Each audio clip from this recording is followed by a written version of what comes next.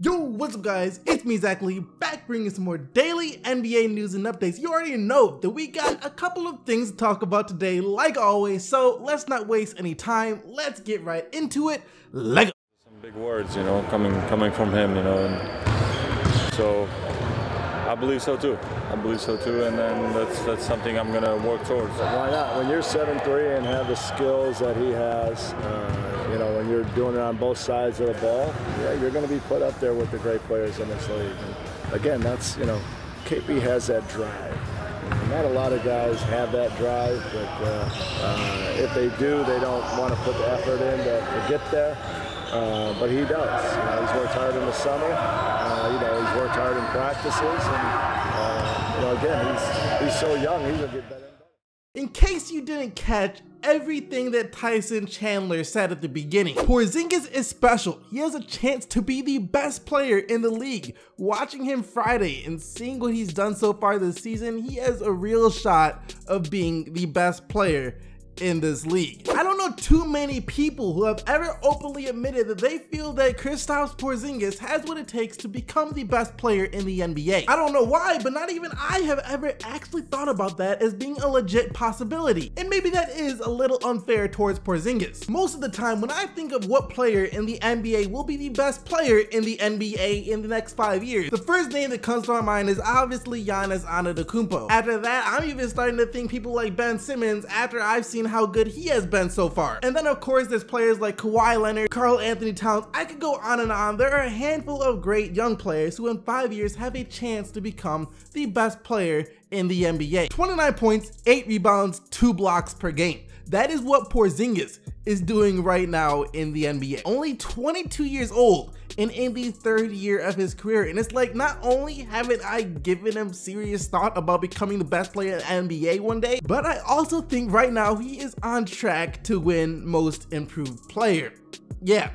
Definitely, if the season were to end today, Kristaps Porzingis would have my vote without a doubt for Most Improved Player. I seriously don't think that Porzingis is getting enough credit for how good he has been to start the season. We have all been praising Giannis, numerous, so many videos, articles, people just non-stop talking about Giannis Antetokounmpo, and it's not taking anything away from Giannis. He deserves all the hype he is getting. However, I just think that Kristaps Porzingis deserves a lot of hype as well, but he hasn't been getting it. If you think about it on the offensive end, Porzingis is just about as unstoppable as Giannis Antetokounmpo, honestly, if not more unstoppable. And then on the defensive end, he's also one of the better shot blockers in the NBA. The only real advantage I think Giannis has on Porzingis is his athleticism and his handle. But that's not to knock Porzingis either. For his size, 7'3", Porzingis is extremely athletic and has some great handles for his size. When was the last time that you've seen someone in the NBA that is as tall as Porzingis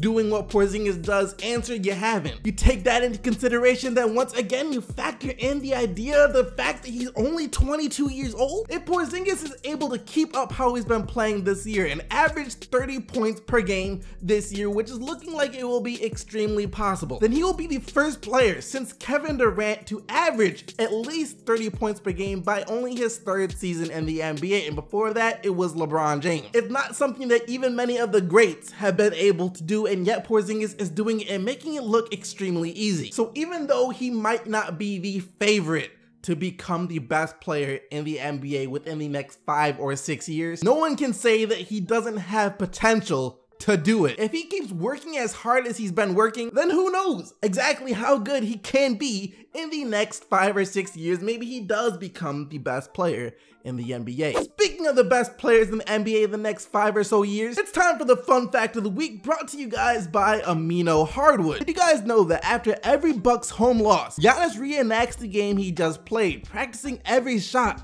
that he missed and every read that he didn't see? That's dedication. For more random facts like this, you guys can go download the Amino Hardwood app from the description box below. I will also be doing a podcast with some Sports Illustrated writers that will be aired there tomorrow at 5 p.m. Eastern as well. Go check it out. The Oklahoma City Thunder haven't been bad, but they haven't gotten off to the best start to the season either. They're currently 4-4 on the year after they blew a huge lead against the Boston Celtics a couple of nights ago. However, it still far too early to panic about this team and say they're not as good as we thought they would be just yet. They need time to gel, and I know that sounds hypocritical because in the highlights video I made earlier, I was talking about the whole they need time to gel thing is a bit overrated, and sometimes we use it too loosely. The term can be overused, but it actually applies here. Why? Because we can see the potential in the Oklahoma City Thunder. We see glimpses of how good they can be throughout the games. Now it's just about them finding a way to do that on a consistent basis and playing 48 minutes of their best basketball. And Paul George said yesterday that he's actually happy that the Thunder are struggling right now. It's good to struggle now. It's good. I mean, this is our first year together. You know, you look at our losses. We lost 2 close ones to Minnesota. You know, we battled a tough Utah team on that floor, and then tonight, you know, it was a game that we had that we just couldn't put away. This is a long run. It's a long run. We'll be fine. We're starting to shoot it well. We're starting to find some rhythm. I'm starting to figure out how to attack and be aggressive. You know, it was just a rough night for, like Melo. Melo makes some of the shots he's been making all season long.